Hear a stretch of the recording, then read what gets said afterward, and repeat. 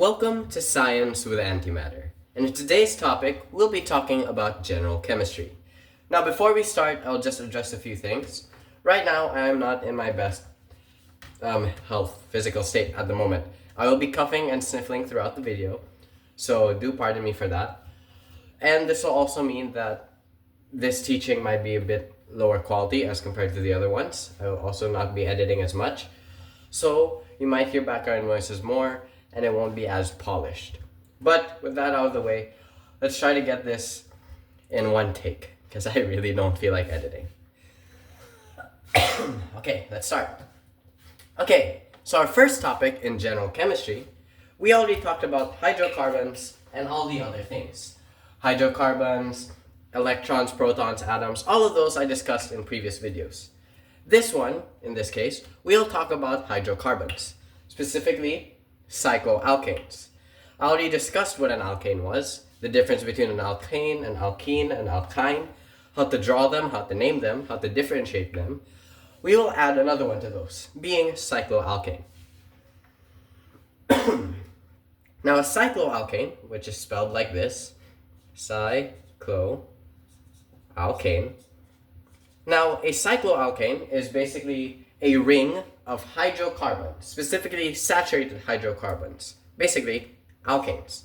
So it's a ring of those, they're enclosed in a ring. I'm pretty sure you're familiar with the two types of illustrations for hydrocarbons. There is the structured format, which looks like this, or I believe it's called the structured format, I already forgot. But it looks something like this, right? You have the compound, and then you have the bond, stuff like that. And then there's also the line form, which looks like this, and then you can have stuff like this, right? Those are the differences.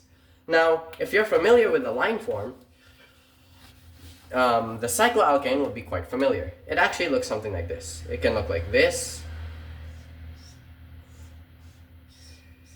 It can look like this. It can look like this. And then it has a CH3 or CH2. So these are cycloalkanes. This is how they look like. This is how their drawings look like. Pretty familiar, right? Well, we'll be talking about them. It may look a little complicated, but I assure you, it is very easy. Oh wow. Okay. So our objectives, I don't know why I need to say that, but our objectives is to be able to name them properly and apply the rules. So let's say, for example, we have this. Let's say we have this triangle here. Now, how are we able to name this? Because you can name this immediately. This is one of the easiest ones to name. Well, let's take a look at the numbering system first of an alkane. Remember, if there's one carbon, it is known as methane, right? If it's two carbons, it's ethane. If it's three, it's propane, right? But if it is a branch, it's il, right? Methyl. But we're talking about the alkane itself, not the branch. So if 3 is equal to propane, can we say that this is some form of propane? If so, how do you think we got it? Well, it's quite simple. We just count the sides. How many sides does a triangle have? You have 1, you have 2, and you have 3. Meaning that this represents how many carbons there are. There's one carbon here, there's one carbon here, and there's one carbon there. Just like a line formula, right? There's one carbon here, one carbon here, one carbon here, one carbon here. It's just not shown on the drawing. So in this case, this has 3 carbons, meaning that it fits within this prefix, pro, or specifically propane.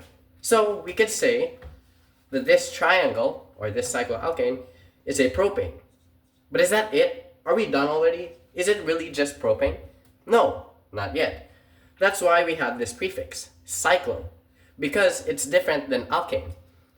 So in this case, instead of just writing propane, we add cyclo, because that's what it is. It's not just propane, it's cyclopropane. And it goes for all shapes. Let's say we have a square. What is 4? What is the prefix for 4? Well, If you remember, it is butane, right? So, in this case, this has 1, 2, 3, 4 sides, right? This is known as cyclo. Never forget the prefix, and then just copy the number butane, the name corresponding to the number, and there you go. You have cyclobutane. Very simple, right? Now, another way you can imagine it is like this. Remember how I illustrated this triangle with circles? It can also look like this. Like that. It can also look like this.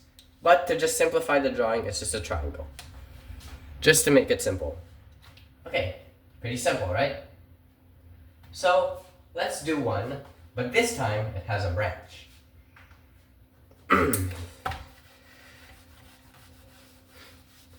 Let's give some a go. And let's not just introduce it slightly. Let's try introducing it straight up. So let's say we have the triangle again. And then we have, let's say we have CH3, CH2 rather. Yeah, and then, oh, sorry, CH3 rather. And then we also have CH3. We have two CH3s here. So, how are we going to name this? What way do we start? Is there even a defining way to start? Well, we start in the way that it can get the lowest number possible. Remember, it's just the exact same as the normal alkanes, but this time, we're just doing it on a different shape. So, let's start counting. Is there a difference if we count starting with this one or this one? Not quite, right? They both have more or less the same distance. But which way do you go? Would you go this way to the outer edge, the lonely edge over here? Or would you go up, straight into the other substituent? Well, the answer is, my dog's trying to answer as well, but the answer is, you need to go straight into the next substituent. Why? Because if you go this way, this is an extra step. You're taking a second step, and then a third one. Instead, you could just go straight into the second one, like so. So, the name for this would be 1, comma 2, dash. How many methyls are here? Because this is methyl, right? CH3. So, there's exactly 2 methyls, meaning di. So that's what di means, 2. Methyl. And then, what is this exactly? Remember, 3 sides, so it's a propane. But, since we're in the topic of cycloalkanes, or it's a closed shape, it is a cyclopropane. Very simple, right? Okay, next example. So I wasn't able to introduce this example to the previous lesson, but I'll implement it here. I'll do it with this as well. Let's say we have the exact same, or rather no, let's make it a square. Let's make it different. Let's have some fun. Let's have a square, and then we'll have this. There's like an L, like a perpendicular shape. This is Cl, and this is Br. Okay, so you might notice, hold on, this isn't methane, this isn't ethane, methyl or ethyl. This is completely new. Well, if you're familiar with the periodic table of elements, you should be able to know what this is. This is the symbol for chlorine. I might be really bad with spelling, which is why I lost last year. But this is chlorine, and this is bromine. Oh my goodness. So, is it simple that we just write it as chlorine and bromine? Thankfully, no, because I don't know how to spell chlorine. But I can tell you what. You actually spell this as chloro, because it's a substituent. And this is also known as bromo. Okay? So you have bromo here and you have chloro. Now, how would we name this? Okay, so first things first, let's get the family name, or the family chain. We know that this is a cyclobutane, because it has 4 sides, and it is a cycloalkane. Okay, that's great. Now what? We know the substituents being chloro and bromo. So what do we put? If you're familiar with the rules in terms of IUPAC naming, we always start alphabetically. So chloro would be the last one. So that means chloro will end up here. What's the positioning of chlorine? Because as stated earlier, we start with the lowest number, meaning we can literally start here. So this would be number 1. But if you notice, both of them are connected to number 1. So we could just say that this number right here is 1, and then we put bromo right here. And yes, I am writing backwards. I'm fully aware of that. But this is the name of this cycloalkane. 1 bromo, 1 chloro, cyclobutane. Pretty simple, right? Okay, so we now know how to name cycloalkanes with substituents and without substituents. But let's get a little more intense, or a little bit more difficult. What if these cycloalkanes weren't alkanes anymore? What if they were cycloalkenes or alkynes? What do we do? Because what if there's something like this? Now you don't know what to do, right? Okay, well, first things first. What would you call this? Well, it doesn't really matter. Because again, we can start anywhere. We have the freedom to start anywhere. So we know that this is a cyclobutene because it has the double bond right here. And we know it's a cycloalkene. So the answer for this would be cyclobutene. Same thing goes if it has a triple bond, cyclobutyne, right? But what if, just what if, there was another one? What if there were 2 of them? What if there's another one on the other side? I think it would be better if I drew a pentagon or an hexagon according to this example that I'm seeing on my laptop.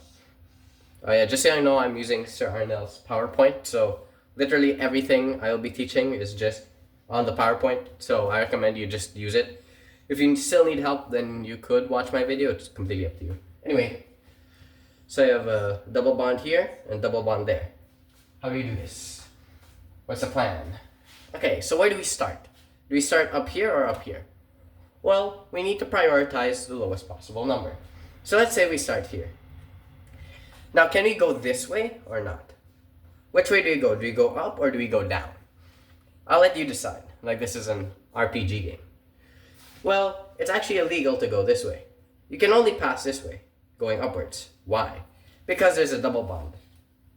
Think of it like this. Imagine there's a double bond going this way. But there's no double bond going this way. Would it still be counted as a double bond if you went this direction? No, right? It'll only count if you go this direction. So you must go upwards. Now if you just follow this, this will end up making the 4th carbon have its next carbon chain. So to name this, we're just gonna copy what we learned.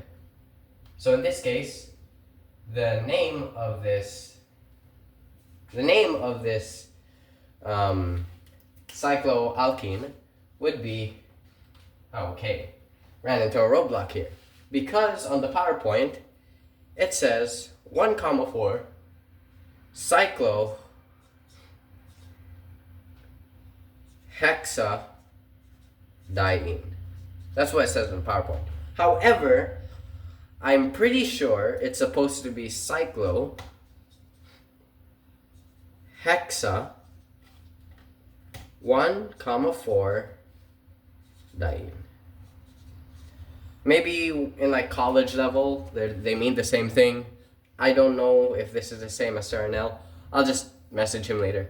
But this is how you name it. Either way, it's going to be like this or like this. Again, I will just message Sir Arnell to see which one's right. Okay, and that's how you name these cycloalkenes and cycloalkynes. But let's have a substituent along with it. So how would this work? Let's say we have a pentagon, or let's make it a square to make it simpler. And then we have a CH3 right here. how are we gonna do this? What are we gonna do? How will we approach this? Well, it's very simple. Again, we have the liberty to start wherever we want, right? We could literally start right here. And notice how both the substituent and the double bond occurs in this corner. So we can literally just write this as methyl, the substituent, cyclobutene, right? Oh, sorry, 1-methyl. Very easy, super easy, right? So next one. What if we had this on a different location? Let's say it's over here now. Where do we start? Do we start in the substituent or do we start in the double bond? Well, if you remember, double bonds or triple bonds have higher priorities than substituents. So we will start with a double bond. But I have another question. Where do we start? Do we start on the left side or do we start on the right side? Well, the right answer is the left side. Okay, left side. Why is it this right answer? Because if you follow it according to the IUPAC rules, you'll reach the end of the double bond on the second count, and then you'll reach the substituent on your third. If you started this way, you would reach this end at the second, you'd reach this empty corner at the third, and you would reach the substituent by your fourth turn. And of course, why would you take a long turn? No one likes long turns. So the answer for that, which I didn't put here, would be 3-methyl. Okay, so that's how you deal with wow, I cannot speak. That's how you deal with cyclobutenes, or cycloalkenes, cycloalkynes, and cycloalkanes. Not that hard. So, let's move on to another example. Okay, let's have one more example regarding cycloalkanes. What if, let's say, we have this one right here, but in line formula, we have something that looks like this. Oh no, now what? Now what are we gonna do? Okay, so is this still a cycloalkane or not? Well, I'll tell you what. This is what you call a cycloalkyl. Cycloalkyl. What's the difference with a cycloalkyl and a cycloalkane? Well, let's take a look at something first. How many carbons are found in this cycloalkyl? 1, 2, 3, 4, right? It's a cyclobutyl. However, if we look at this branch on the right, we have 1, 2, 3, 4, 5, substituent, 6, and 7. Notice how the branch has more carbons compared to the cycloalkyl, meaning that this is now considered as a branch. So the cycloalkane is only a cycloalkane if it is the main thing, but if there's lesser carbons than it, as compared to the branch it's connected to, it is considered a cycloalkyl. So basically, if the cycloalkane is now a substituent, it's now called a cycloalkyl. Okay, that's great. But now, how do we name this thing?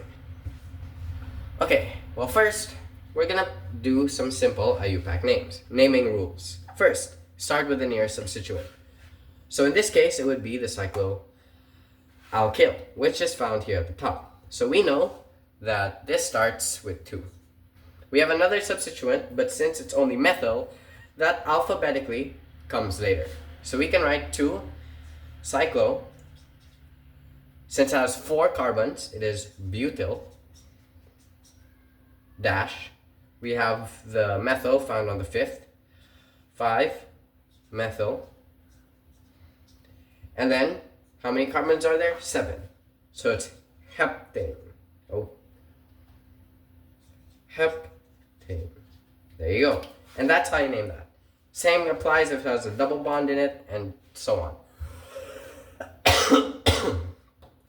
Pretty simple, right? Same thing applies if you have a double bond here, but for the double bond, again, you prioritize the double bonds over this. Okay, so that covers cycloalkanes, alkenes, alkynes, and cycloalkyls with bromine and chlorine. So let's have our next topic. And this next topic are, oh boy, functional groups. Specifically, functional groups found as a part of the hydrocarbon family. So we're familiar with alkanes, alkenes, alkynes. We're familiar with that. Difference, saturated, and difference being that they have double bond, triple bond, and single bond. Now, in this case, we have these other functional groups.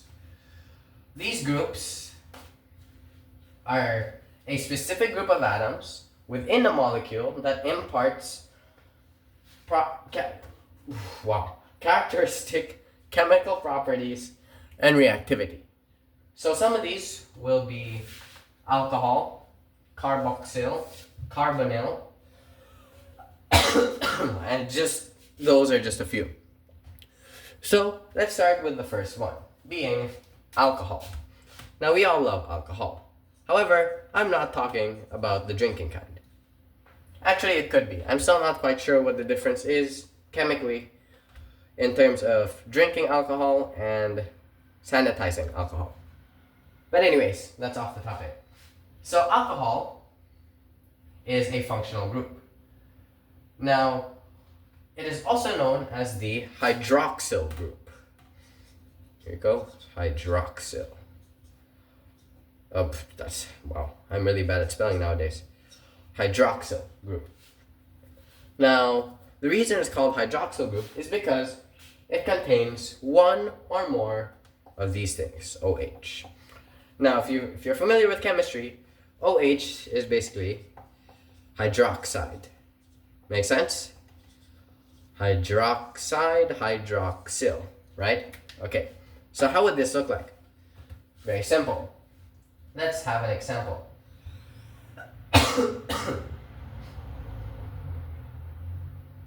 So this would look like, hold on.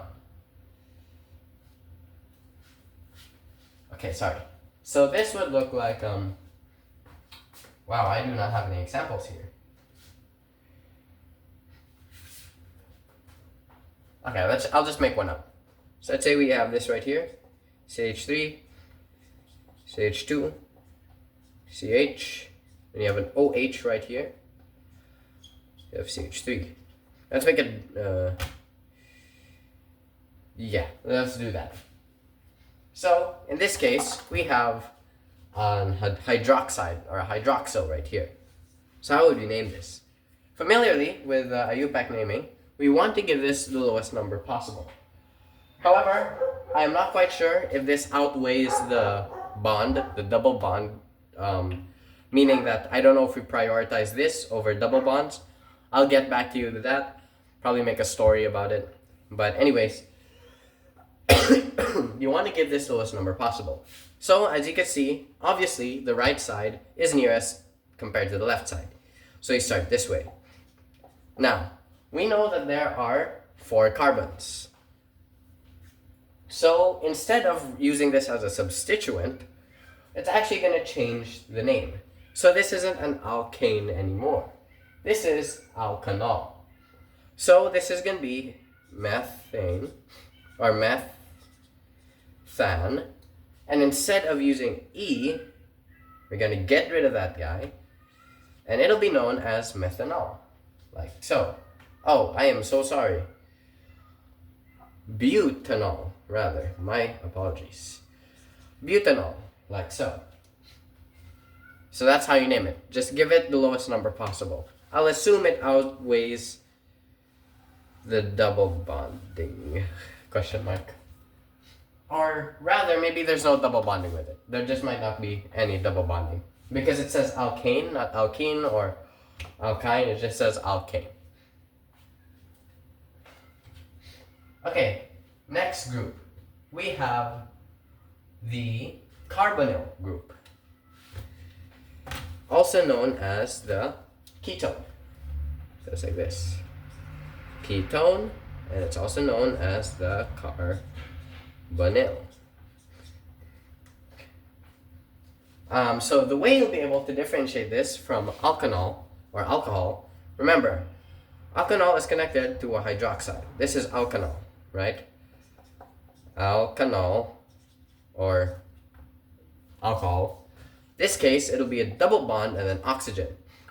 So this would be, that's right, carbonyl or ketone. That's how you differentiate it, like so. There's still two more groups, so make sure you're taking notes. Okay, so how would this look like as a drawing? Now in this case, with ketone,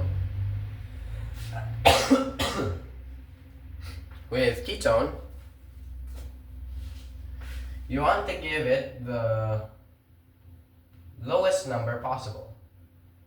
This is a little interesting. There's supposed to be a few more. Oh, I missed one. It's fine. We'll go back to it.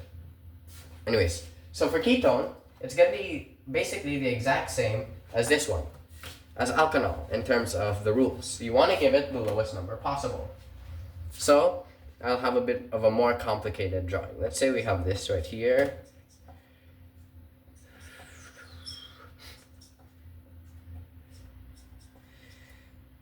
Just gonna make this as confusing as possible, just to screw with y'all. Like so.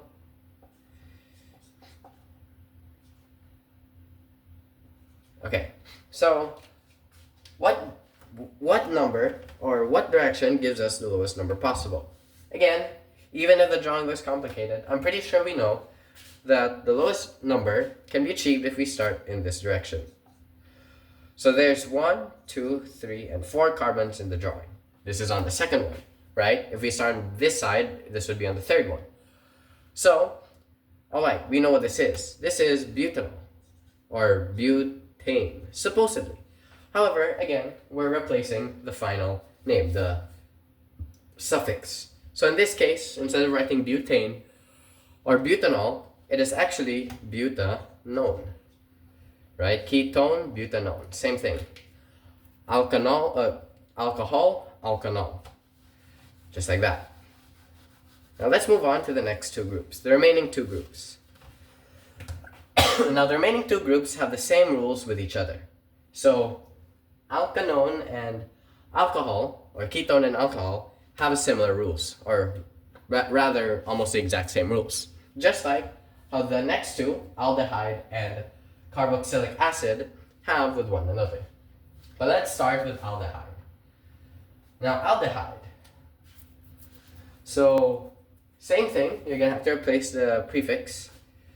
So just so you know, the aldehydes, start this as 1.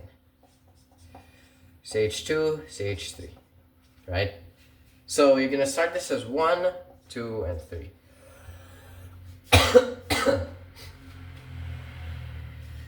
Okay, so you can name this straightly. This would be propanal. This is how propanal looks like. And let's add a bit to a few things I didn't get to mention.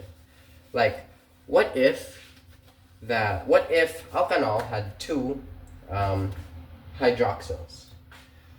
So in this case, we would have something like this.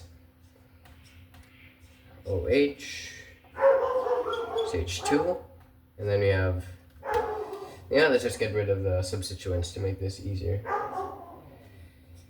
CH, OH, C2H5. Okay, so we know that the parent chain is this. This is a parent chain, 5, so it's penta. And since there's OH present, we know that this is an alcohol. Pentanol?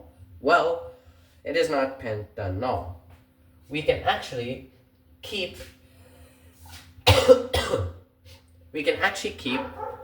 the, wow, my dog is very loud. We can actually keep the E, pentane. But we're now going to list where these are. Now we know that this is on the first carbon and this is on the third one. So that we're going to put 1, 3, and you guessed it, we're also going to put diol. Just like alkene and alkyne, very similar, right? And then that's that. So if there's more than one hydroxyl, you retain the original alkane name and then just add the positions and then the prefix. Very easy. The smell of the whiteboard ink is actually intoxicating my lungs. And lastly, again, I apologize for the confusion. Lastly, we have the carboxylic acid. Now this one has, this is the one that has both. That has both OH and this. I don't know how you draw an ampersand. I don't know if that's how you do it. I think that's an ampersand. And an OH. But this can also be rewritten as this. Okay? Can also be rewritten as this. Both of these are the same thing. So this is how it works. It's just like alkanal, where you put this at the first position. So in this case, COOH, and you're gonna have C, you know, CH3 here, 2 CH3s, and then a CH2, and then a CH3. Now in this case, since we always start this as position 1, but this is 1, 2, 3, 4, and we have substituents at the top and the bottom. So we can name it like such. 2, 2, since these are the positions of the methyls. Dimethyl, because of the prefix, there's 2 of them. And then butan. But it is carboxylic acid. And just like the other names, we have to follow it as well. So it's going to be butanoic acid. So you're adding the oic acid and you're getting rid of the E, just like that. And that would cover, I believe, all the functional groups. Yes, that covers all the functional groups. I'm actually surprised we were able to speedrun that. And now lastly, I'm happy to say we are now on the last topic. Our last topic will be about quantum numbers. Now, we have things here called quantum numbers. And as a nerd, I love anything that deals with quantum. Or if I'm not mistaken, quantum just means, well, I don't know. I'm sorry, side topic. But we have quantum numbers. Now, quantum numbers are values that describe the state of an electron. So, for some reason, these scientists, I believe Niels Bohr, Max Planck, and a lot of other famous scientists really wanted to know the position of these electrons. However, they could never know where these electrons were. Even when they're observed, let's say you observe them and they're found in this position, the next time you observe them, they're found in this other position. So you can't really say that the electrons orbit like this. It's more of like a cloud. They could appear anywhere at once. However, that term is called superposition. However, they are mainly more common found in the center. Okay, that was completely irrelevant. I just wanted to share some quantum physics. So, we have here quantum numbers. Again, these are numbers or values that describe the state of an electron, including its distance, the orientation, the type of orbit where it's likely to be found, and its spin. So for these values, descriptions, we have values for them. So 1 being the principal quantum number, principal quantum number, right? So now this determines the energy level. Energy level. And it is represented as N. Now, in this case, the way you'd be able to determine an element's or an atom's principal quantum number is through what row you can find this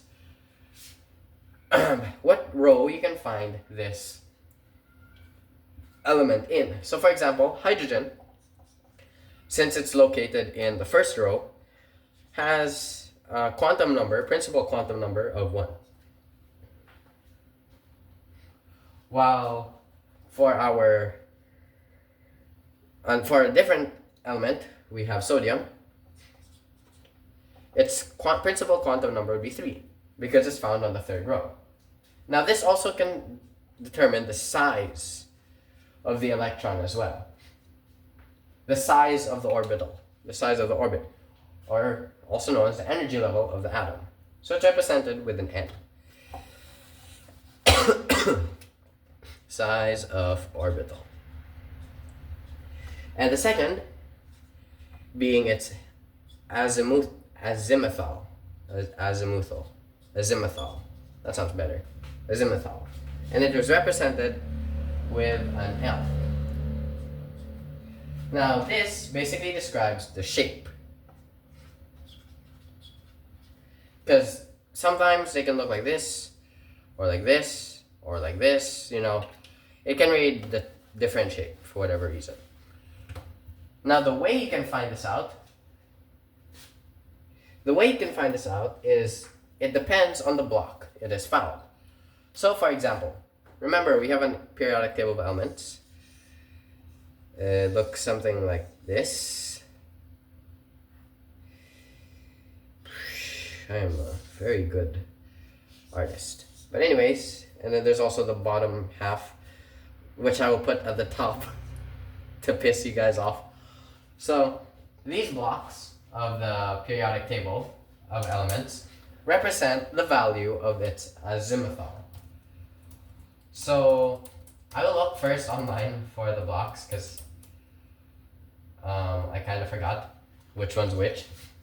So in this case, you have the oh, okay. So this is the F block, the lanthides, I think. This is the S, this is the D, and this is the P. So SPDF, right? Now, depending on where it's found, it'll have a value. If it's found in the S block, it has a 0, a value of 0. Found in the P block, value of 1. D, 2, and F, 3. Okay? Think of it like binary inputs. Remember, binary systems are determined, its value, by 1s and 0s. It doesn't mean that it has 1 of this or 0 of that. It's just the language. So it's like a code. So let's say, for example, if it's 0, the orbit looks like this. If it's 1, it looks like this. Something like that. Right? It's just a code name. So I will write it down again.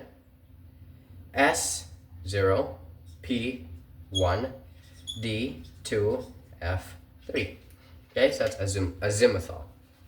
I'll write this a bit nearer. Again, this is an L. Third, we have its magnetic strength, magnetic quantum number. Oh, okay. We have the magnetic quantum number, which is represented with M sub 1, or sub L, sorry, M sub L. So the magnetic quantum number describes the orbital's orientation. Just keep that in mind. Now the way you get the value is also dependent on its azimuthal, which is why it has a sub-value of L, because it corresponds on this. So again, if it's S, it is 0. If it's if it's S, it is 1. If it's P, it's 3. If it's F, what?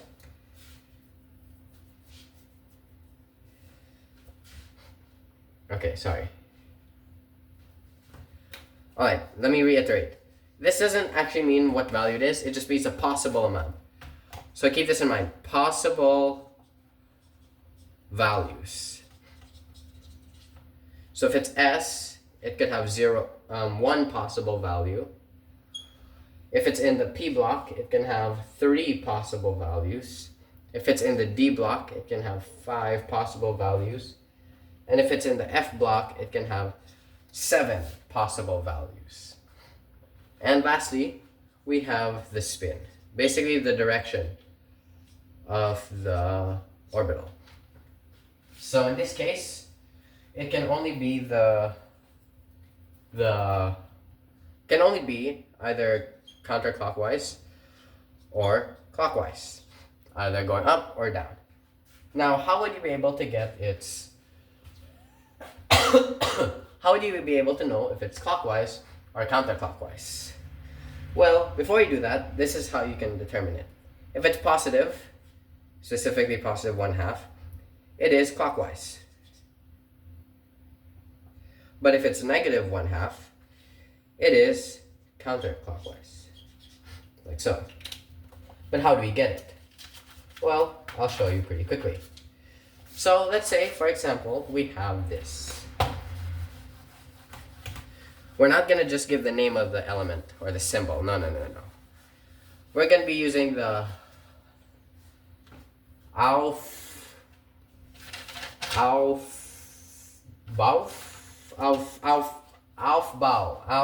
principle. So this is when chemists decided to name it like this. So let's have, let you guess what this is. Let's have 1s2, 2s2, 2p. Is that 3? I think it's 3. I have no idea if that's actually 3. Let me see. 1, yeah, okay. It is 3. So how do you know what this is? Now again, in the periodic table of elements, we discovered the blocks, right? These are the blocks. And this is the row, okay? So you have row, number, and then block. So this would read as the first row of the S block and the second element. But this is only the first part. Of course, we're here to look at the last one, the most right term, which is this one, 2p3. This just means the second row, P block, and the third element, which, you guessed it, is neon. Neon, right here. So how do you get the values of its quantum numbers? The N, the L, the M sub L, and the M sub S. How do you get the values? Well, let's start with the quantum number, the principal quantum number. Again, this determines energy level, and the way we get it is based on its row. Well, that's pretty easy. We have it right here, right? 2. So the answer is 2. Alright, that's 1 done. Next, it's L. How do you get its azimuthal? So let's find out first what block it's from. Okay, that's great. It's in the P block.